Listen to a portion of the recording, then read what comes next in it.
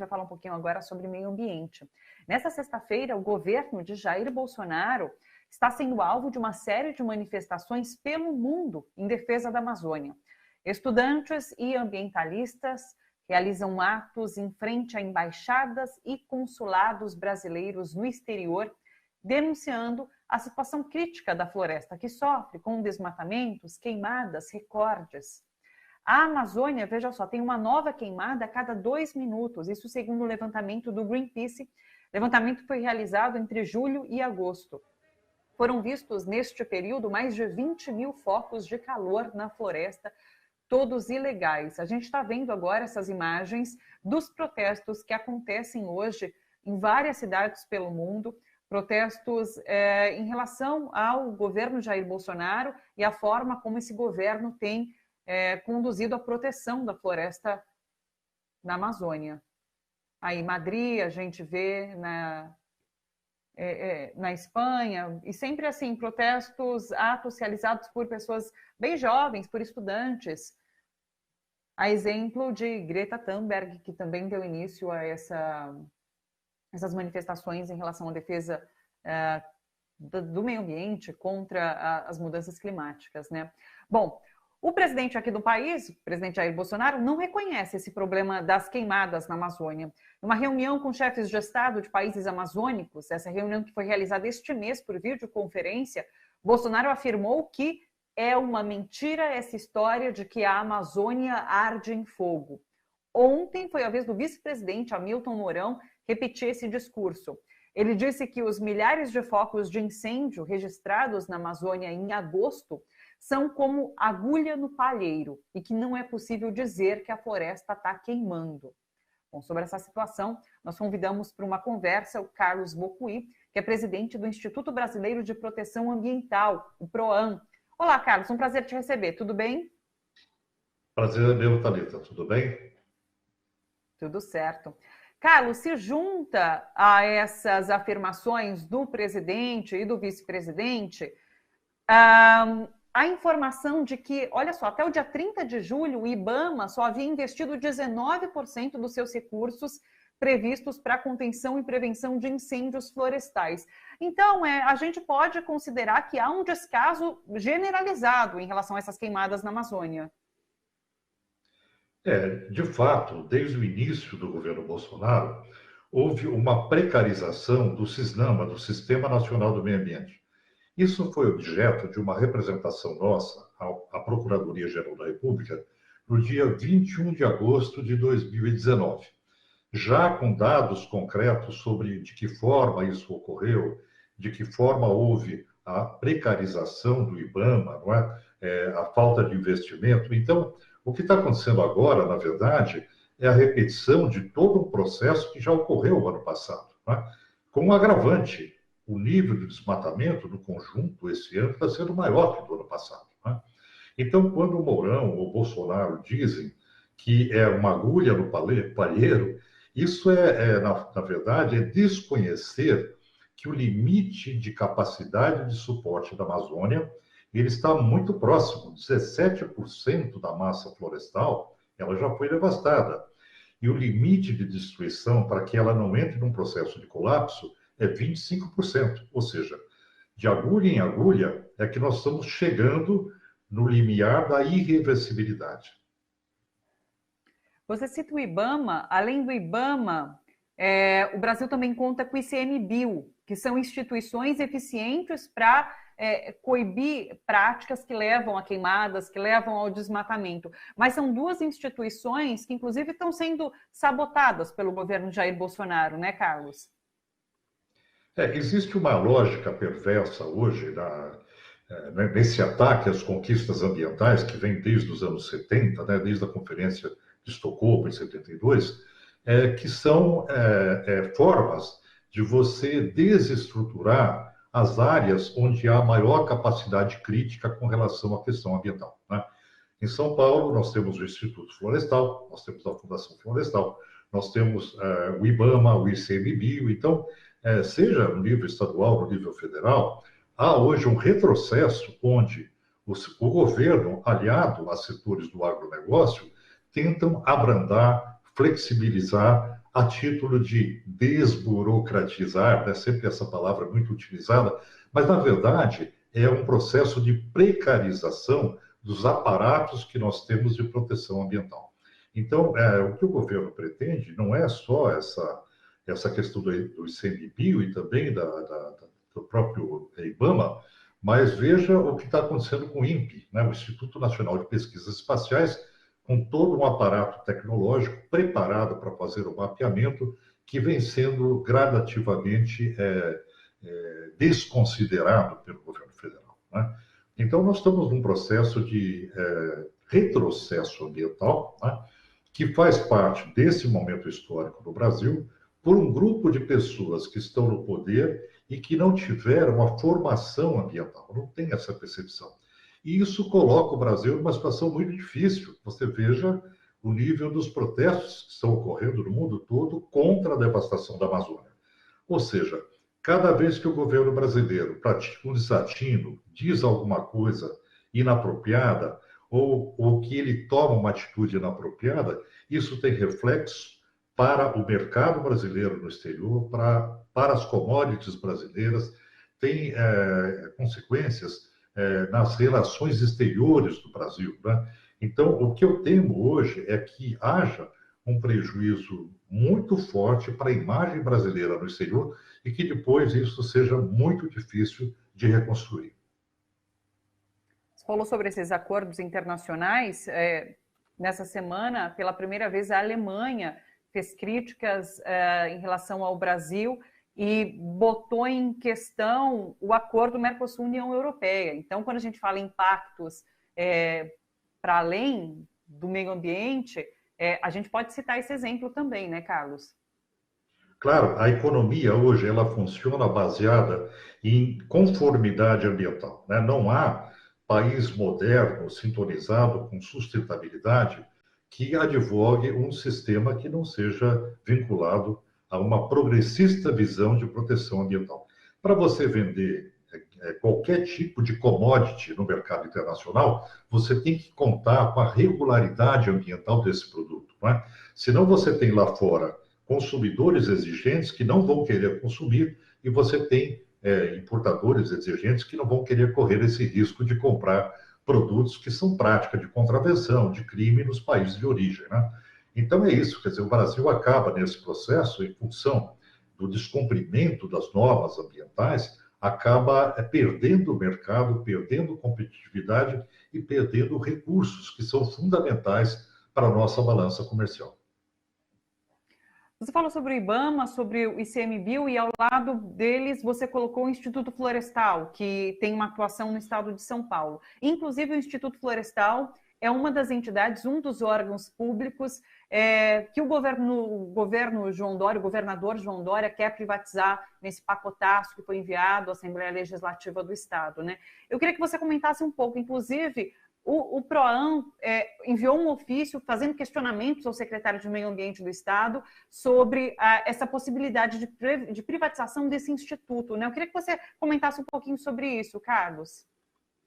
Bom, o que fica claro hoje é que parece que o governo quer se ver livre daqueles pontos dentro do sistema ambiental que são pontos de resistência, né? Onde você tem gente formada, capacitada, que tem capacidade crítica sobre a questão ambiental. Um desses, em São Paulo, é o Instituto Florestal, histórico, né? De mais de 100 anos, com uma capacidade técnica reconhecida na área de pesquisa científica e internacionalmente também.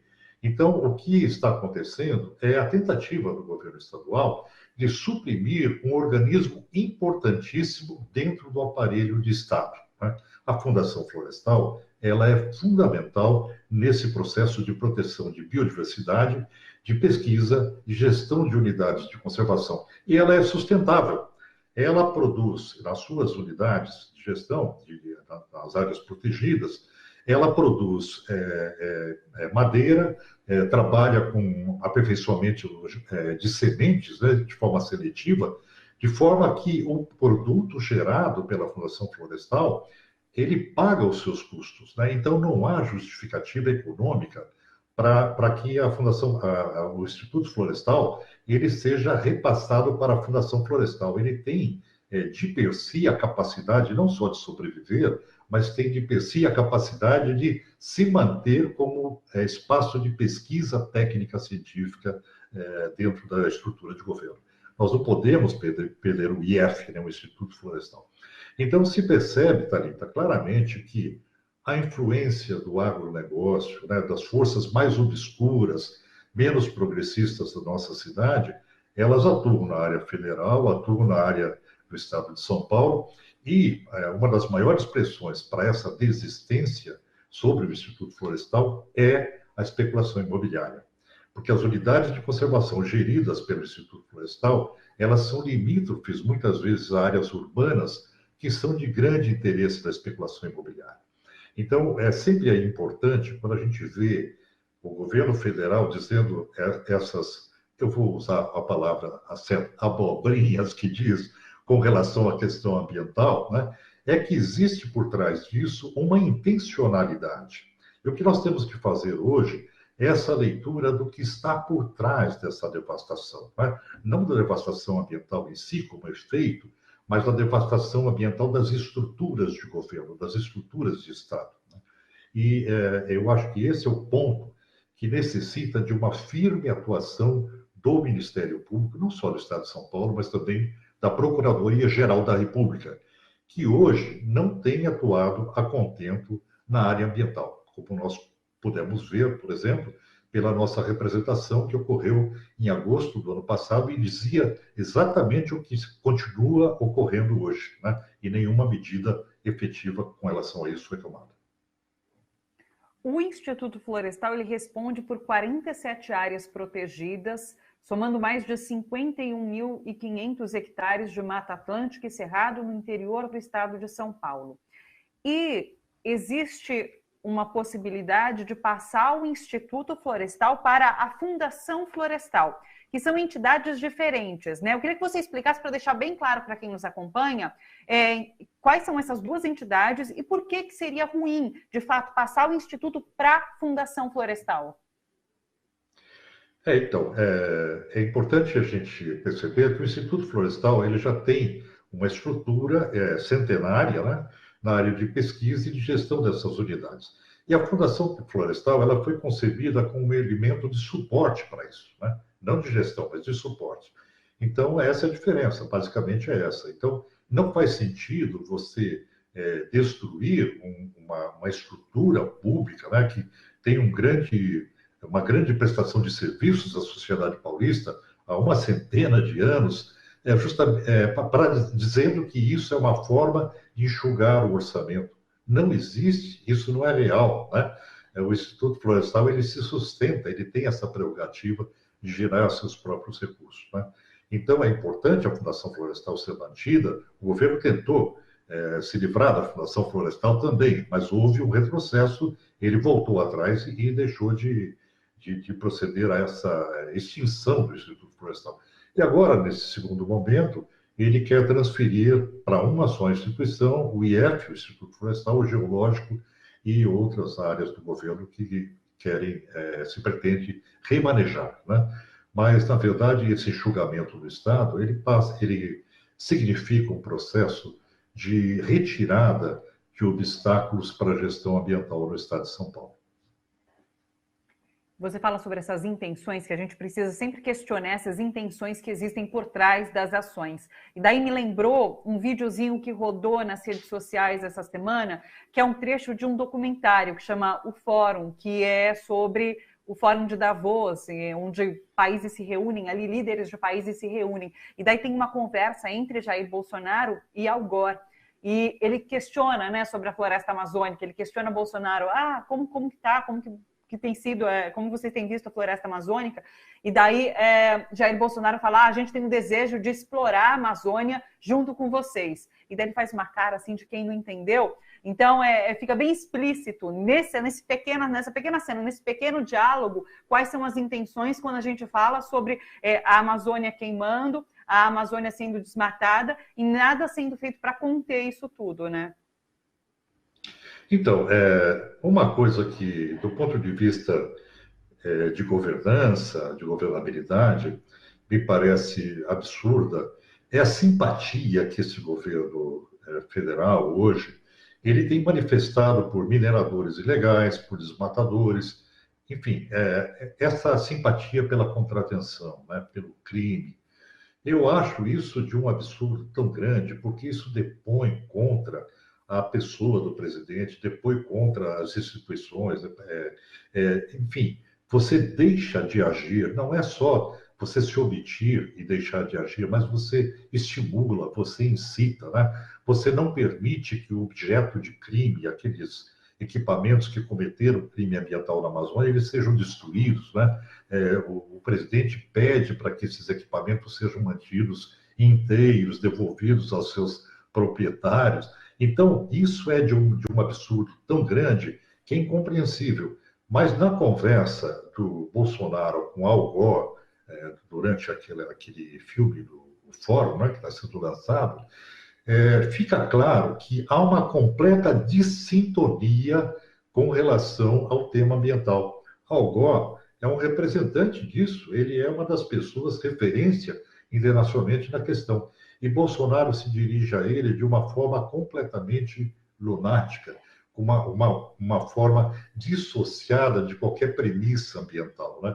Então, esse despreparo do presidente da República, Jair Bolsonaro, para a questão ambiental, chega a ser chocante, né? E é humilhante para o Brasil que um presidente da República chegue para um vice-presidente dos Estados Unidos e diga: eu gostaria de explorar a Amazônia com vocês, né? Oferecendo a Amazônia para exploração. Ora, não está muito bem clarificado o papel da Amazônia em termos de capacidade de equilíbrio climático, de riqueza de biodiversidade, né? Riqueza hídrica. Isso tudo tem que ser mantido de forma sustentável. Mas a visão da exploração que Bolsonaro prega é aquela visão colonialista dos séculos passados, onde você tem a exploração predatória, né? Da mineração, como aconteceu em Minas Gerais, e do desmatamento que devastou estados inteiros do Brasil sem nenhuma perspectiva de recuperação ambiental. E é isso que eu queria focar no final dessa avaliação, o que vai se fazer com isso que está sendo destruído na Amazônia. É obrigação daqueles que destruíram recuperar essas áreas. É obrigação do governo federal trabalhar para a recuperação dessas áreas. E nós temos uma complacência e um discurso de incentivo, né? Isso tem que acabar, né? Isso, de alguma forma, tem que ser apagado da história do Brasil. Nós temos que rever essa página da história negra da história ambiental brasileira. Puxa vida, pois é.